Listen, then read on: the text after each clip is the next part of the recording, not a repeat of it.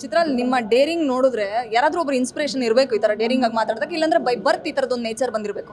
ಇನ್ಸ್ಪೈರಾ ಅಥವಾ ಬೈ ಬರ್ತಾ ಅಂತ? ಇನ್ಸ್ಪಿರೇಷನ್ ನಮ್ಮಮ್ಮ. ಯಾಕಂದರೆ ನಮ್ಮಮ್ಮ ಸಿಂಗಲ್ ಪೇರೆಂಟ್ ಆಗಿರೋದ್ರಿಂದ ಸೊಸೈಟಿ ಸಿಂಗಲ್ ಪೇರೆಂಟ್ನ ಬೇರೆ ರೀತಿಯೇ ನೋಡುತ್ತೆ.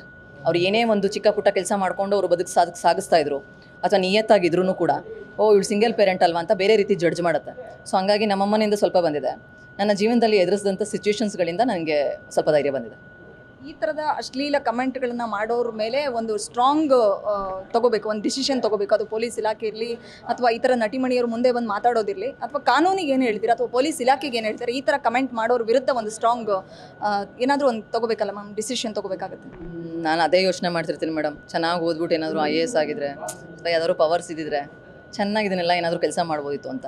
ಸೊ ಹಾಗಾಗಿ ಪವರ್ಸ್ ಇರೋರಿಗೆ ನಾನು ಒಂದು ಕಾಮನ್ ಆಡಿಯನ್ಸ್ ಆಗಿ ಕೇಳ್ಕೊತೀನಿ, ದಯವಿಟ್ಟು ಈ ಸೈಬರ್ ಕ್ರೈಮ್ ಏನಿದೆ ಅದೊಂದು ಸ್ವಲ್ಪ ಇನ್ನೂ ಸ್ಟ್ರಾಂಗ್ ಆಗಬೇಕು, ಇನ್ನೂ ರೀಫಾರ್ಮ್ ಆಗಬೇಕು. ಆ್ಯಂಡ್ ಸೋಷಿಯಲ್ ಮೀಡಿಯಾ ಪರವಾಗಿ ಯಾವ IT ಲಾಸ್ಗಳಿದೆ ಮತ್ತು ಸೆಕ್ಷನ್ಗಳಿದೆ ಅದೆಲ್ಲವೂ ಕೂಡ ಕಾಮನ್ ಜನಗಳಿಗೂ ಕೂಡ ಗೊತ್ತಾಗಬೇಕು. ಸೊ ಹಾಗಾಗಿ ಅವ್ರು ಧೈರ್ಯ ಮಾಡಲ್ಲ ಕಮೆಂಟ್ ಮಾಡೋದು, ಮೆಸೇಜ್ ಮಾಡೋದು.